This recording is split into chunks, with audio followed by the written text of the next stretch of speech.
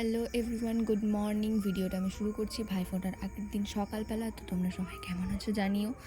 তো এই যে হচ্ছে ঠাকুরঘর, যেখানে পুজোর জোগাড় হয়ে গেছে, এখানে পুজো হবে আর যার জন্য সব কিছু রেডি করে রাখা হয়ে গেছে।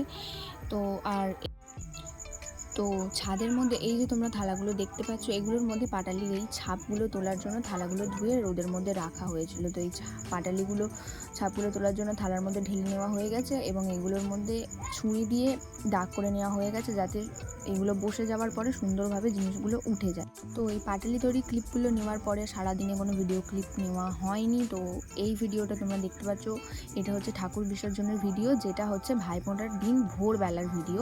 তো আমার মামার বাড়ি এখানে পুজো হয়ে সারা রাত হরিনাম হয় এবং তারপরের দিন ঠাকুর বিসর্জনের জন্য ঠাকুর বার করেছে ভোরের বেলা এবং এখানে বরণ চলছে। এবং ওই সাইডে তোমরা দেখতে পাচ্ছ যেখানে হচ্ছে সবাই মিলে আনন্দ করছে, নাচানাচি করছে। তো আমরাও গিয়েছিলাম। তো এই দিন ভোরবেলা গিয়েছিলাম আমরা ঠাকুর বিসর্জন দেখতে।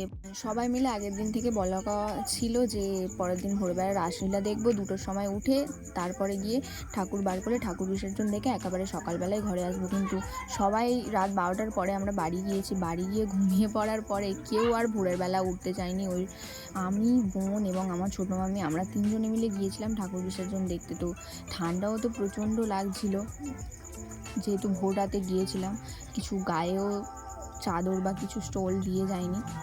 তো যাই হোক, এই যে ঠাকুর বিসর্জনের পথে এগিয়ে চলেছে। সত্যি প্রত্যেকটা বছর আমরা এই কালী পুজো, দুর্গা পুজো, এই দিনগুলোর জন্য কত অপেক্ষা করে থাকি এবং এই দিনগুলোই কত তাড়াতাড়ি কেটে যায়। দুর্গা পুজোর কয়েকটা দিনও খুব তাড়াতাড়ি মনে হয় কেটে যায় এবং এই কালী পুজোর দিনগুলো দেখতে দেখতে তাড়াতাড়ি কেটেই গেল। এবং বাঙালির কাছে পুজোর পরে এই মুহূর্তটা সত্যি খুব ইমোশনাল। কেননা সারা বছর আমরা এই দিনগুলোর জন্য অপেক্ষা করি এবং কয়েকটা দিনের পরে আবার আমাদের মাকে বিদায় জানাতে হয়। আবার একটা বছরের অপেক্ষা, সত্যি পুরো একটা বছর অপেক্ষার পরে এই দিনগুলো আসে। এবং যদি আরও কয়েকটা দিন আমরা মাকে বেশি দিন আমাদের সঙ্গে রেখে দিতে পারতাম, কিন্তু কিছু করার নেই, আমাদেরকেও তো নিয়মের মধ্যে চলতে হবে, তাই না? তাই মাকে আমাদেরকে ঠিক সময়ে বিদায় জানাতেই হবে।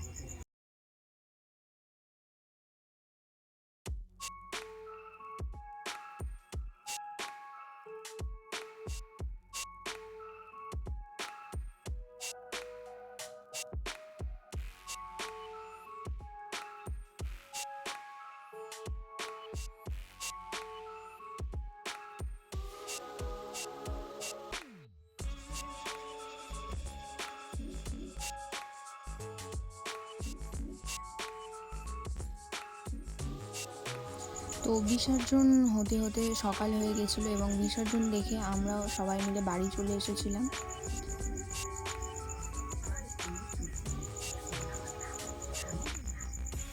এবং এটা হচ্ছে ভাইফোঁটার দিন সকালবেলার ভিডিও।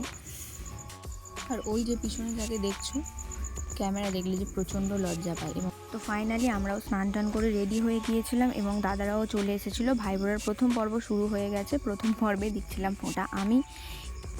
আর এই যে তোমরা দেখলে যাকে আমি প্রথম ফোঁটা দিলাম এবং যে আমাকে আশীর্বাদ করলো, এটা হচ্ছে আমার বড় মাসির বড় ছেলে। এবং এই দ্বিতীয় যাকে আমি ফোঁটা দিচ্ছি, এটা হচ্ছে আমার বড় মাসির ছোট ছেলে।